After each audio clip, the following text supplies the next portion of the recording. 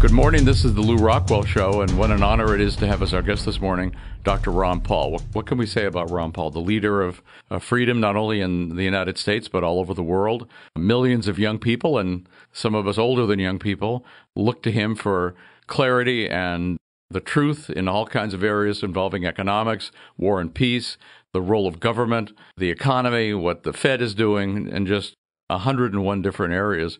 But Ron, I wanted to start off today to talk about sequestration. I mean, if we listen to the media, which impresses me as sort of a Soviet media in the way they repeat this kind of stuff, why the world might come to an end if there's a cut in the projected spending increases for the government. Yes. And, there's been statistics out, and nobody seems to agree on them. But I think on principle, those of us who want honesty realize that there are no cuts. And this whole idea that there's going to be a slashing in the budget is nothing more than a farce. The one side wants to increase the budget over the next 10 years by $2.5 trillion. The other side wants to increase it at $2.4 trillion. So it's a $100 billion cut over 10 years. And they're hysterical over the whole thing. The frenzy is just built, with the media and the demagoguing and everybody who wants to spend, and then the so-called conservatives on the Republican side, darn well they won't cut one penny out of the military. It's just amazing how far this can go. But I think in one way you might look for more sanity in the marketplace. Not that that's the final test, but the markets aren't hysterical about this. On the short run, the markets are still saying, the end of the world is not coming, and it's a non-event. Long term, it's a big event, the spending and the endless spending and all that. I understand that. But as far as the end of the week comes, it's not like everything is going to be slashed. I'm just amazed at how gullible the people are, but hopefully we'll get to a lot more than we have over the years, and that's where I am optimistic that more people are opening up their eyes and their ears. I noticed that Obama's making a trip to Israel where, of course, Netanyahu will be demanding that the U.S. attack Iran. But does it seem to you that that's maybe slightly less likely than it used to be, or is it more likely, or what do you see happening there? I think it's less likely, and it might be just the economics of it all. Although there aren't any real cuts, people actually realize that this isn't going to last forever. So I've always argued that we'll quit the nonsense overseas, not because we have wised up and we have wise leaders, but because we won't be able to afford it. So I think right now I would say it's less likely than it had been, in the past. Let's hope we move in that direction, but there's still a powerful influence by the neoconservatives. They're still ranting and raving about Hagel being, appointed Secretary of Defense. But that in itself isn't going to make a lot of difference. The spending is going to continue. There's still going to be an influence, but the answer I would say is I think it's a little less likely now that they're about to, because I think they know they can't really afford it nor run it. I think that our capabilities, just aren't there, because the type of war that would have to be fought is completely different than building more F-35s. I think this is one thing I hopefully can write something on this, is they talk about all this budgeting, but then when you look at the F-35, I saw the other day, literally if it lasted throughout its theoretical lifespan, it would be $1.5 trillion, according to the Pentagon, that it would cost to run these airplanes that have no use. And then they wonder, how can we ever slash, this defense? Of course, there is no defense. This is just militarism at its worst. I think that everybody should refresh their memory about the warning that Eisenhower gave us about building weapons like this and then worrying about the budget. I really get upset with conservatives who consider themselves free market people and condemn the liberals for Keynesian economics at the same time. Well, you can't cut the F-35 because there are 40-some states that make parts, and it would hurt those jobs. So it's rather disgusting on how they look at it and pretend that they're free market people. Ron, I noticed that Obama opened up a new drone base in Niger the other day, and the U.S., I guess, has expanded its military footprint in, 35 countries in Africa, some huge number of countries. So that's going on, even though they may be pulling back a little bit from wanting to murder everybody in Iran. Yeah, they're just moving about, and they're moving further east, into the Pacific, the Philippines, and getting more likely involved in a squabble between Japan and China. They're certainly not giving up. But, you'd think would learn a lesson or be totally embarrassed that we're going bankrupt, and we're going over there. We have plans to get more involved in 35 countries in Africa because we have to protect our natural resources. We live in the old age of mercantilism, and we think that we have to have our military to protect the supplies of natural resources. Well, of course, that's what we've been doing in the Middle East as well. But who annoys us the most at the official level? Oh, it's the Chinese. They have a weak currency. Oh, yeah, Americans have a real strong currency, with zero interest rates, and they get away with economic murder in the sense that they can pass this stuff out and the people still take it. So the Chinese, they work hard and they save their money and they invest in these countries. So they're over there investing in Africa, investing in Iran and these different places. I mean, before you know it, they could become more capitalistic than we are at the rate we're going. It doesn't make any sense for us to think that we're an exceptional nation and that we have this obligation to use force to promote our goodness around the world, and we're not even good capitalists anymore. So it's a sad story, but fortunately, there's a lot of people waking up due to the work the Mises Institute's doing, due to the interest that the young people have. So I do believe we live in transitional times, revolutionary times, where these views are changing. And the best news as far as I'm concerned, and I hope I'm right, is Keynesianism isn't dead, but it's dying quickly on the vine, and it has to be replaced by something. Well, there's no question. I mean, you've attracted, I think, millions of young people around the world to question Keynesianism, to be interested in Austrian economics, to question the role of the Fed. And right now, there's a little bit of debate about this alleged exit strategy where the Fed would stop keeping interest rates near zero. Is there a little bit of dissent within the Fed? I mean, what about the markets? How are people on Wall Street and in the banking system, as we, of course, know the Fed exists to promote them especially, as well as the government, but what's happening in those areas?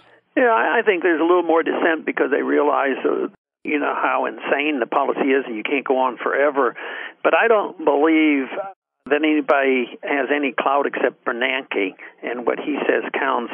So, and a lot of people ask me about, they just get their directions all conspiracy, and they're going to do this to create chaos and buy up the world. And I see it slightly differently. I think the Bernankes of the world are very similar to the Paul Krugmans of the world. They believe this stuff. They really truly believe that they can print money forever and for it to work, because it's in a way they've survived it, since the breakdown of Bretton Woods with a lot of ups and downs. So they believe they can pull this out again. And if things don't do well, they just print more and more. So I think the dissent is outside. I don't think the other members of the board have much to do about it, but I think a few who are absolute Keynesians in that they can regulate the economy through central economic planning and monetary policy, they're still very much in charge. But I think the reality of the economy will stop them, not because all of a sudden we're going to get a wise Federal Reserve Board chairman, or that Bernanke is going to say that we have to wind down, because he must know. He cannot be naive enough to think that he can start withdrawing some of those funds or even slow up on buying some of these things. $85 billion a month they buy, with mortgage security and treasury securities. If they just slow up, it's going to panic the whole country. It's an addiction, and they can't live without it. The patient, which is the economy, is going to collapse, and they're not going to save the patient. And I've often used the analogy with drugs. A drug addict or an alcoholic, they don't like to leave that stuff. And the political alcoholic is much more difficult to treat than an ordinary alcoholic. At least some of them can finally get the motivation to get off that stuff.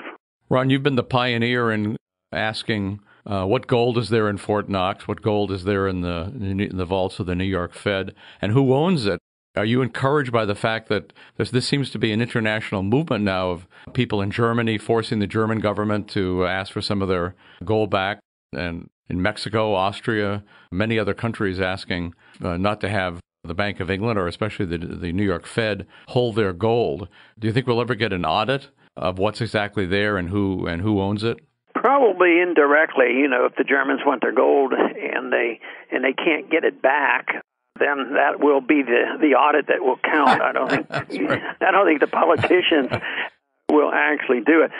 I heard somebody on the business station this week, and he was talking about this whole mess. He was claiming that it will come to an end, and here he was defending it, but he was making fun. He says the central banks, people were arguing, well, the central banks are actually buying gold at this terrible time. And he compared it, interestingly enough, he was compared to the stupidity of the Bank of England selling gold when it was $250 an ounce. So now, because there are some central banks buying gold, which are actually in the Far East, and I don't think they're stupid. I think for them, Russia and these other countries buying gold and putting it in a central bank. He said, well, they sold when it was too low. Now they're buying when it's too high. But I guess time will tell which is correct. But fortunately, the markets even work with tyrants. There's always a market out there to tell us what's going on. Even in the Soviet system, they had the true market. Sometimes they call it a black market, but there's always a market out there. So I think that's what's going to happen with gold.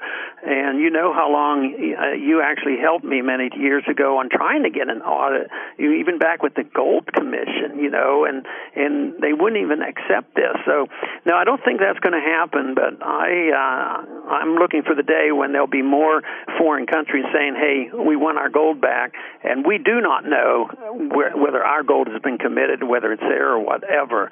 So it'll probably take runaway inflation for us all to wake up. I'm assuming it's not a bunch of wooden bricks painted gold, but maybe we'll find out someday. Yeah, that's for sure. People said, why don't you go and look at it? What good for me walking down this corridor and looking at the gold? I mean, that's not an analysis. It might be entertaining, but to have a true analysis, it's going to be a lot different than the commitments. Has the gold been loaned up? Who actually has ownership? And, of course, but, we shouldn't worry about this, Lou. I mean, we have been assured by the top money guy that gold is not money, so why do we really care about this? This is just a useless commodity. If we had the true marketplace, remember, it was going to go down to $5 an ounce. No, it's just a barbarous relic, as Keynes like to pretend to give us a judgment. Right. Ron, I noticed somebody the other day, and I think this is probably typical of the mainstream media, referred to you as retired. Now, maybe they're just mistaken, or maybe they're attempting to do damage. But of course, not only are you not retired, it seems to me you've stepped up your work, thank goodness, since you left Congress. You've retired from the world of politics, but you're not retired. You've got this new radio show you're doing with Charles Goyette.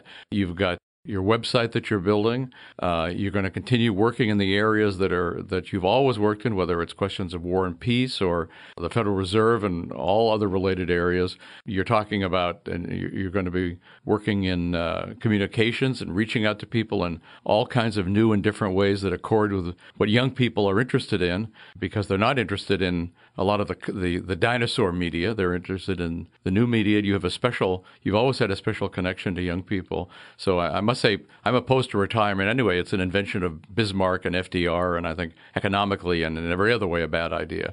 But you're not retired. You're working a lot harder. You're working longer days than when you were in Congress.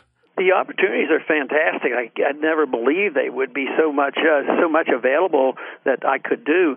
But, I don't think the word retired, I think they got mixed up. They must have misheard. I think it was tired of D.C., not retired. Yeah.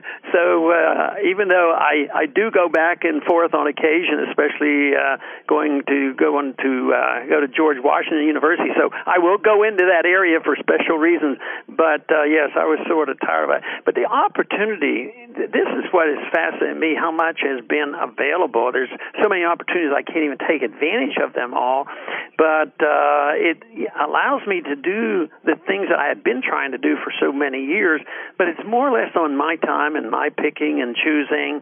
And like I've told so many people at the speeches that I give, I guess to reassure myself as well, if we're doing this and it's not a labor of love, it's not much fun. If it's not much fun, why even do it?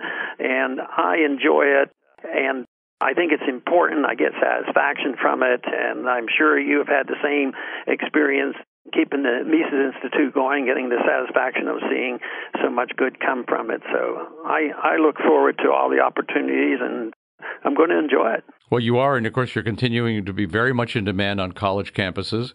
You're writing books, and there's an exciting era of a new era of Ron Paul coming up for all the people who follow you. So, folks, wait for the big announcements. Thank you, Ron, very much for coming on the show today. Thank you, Lou. Bye-bye. Well, thanks so much for listening to the Lew Rockwell Show today. Take a look at all the podcasts. There have been hundreds of them. There's a link on the upper right-hand corner of the LRC front page. Thank you.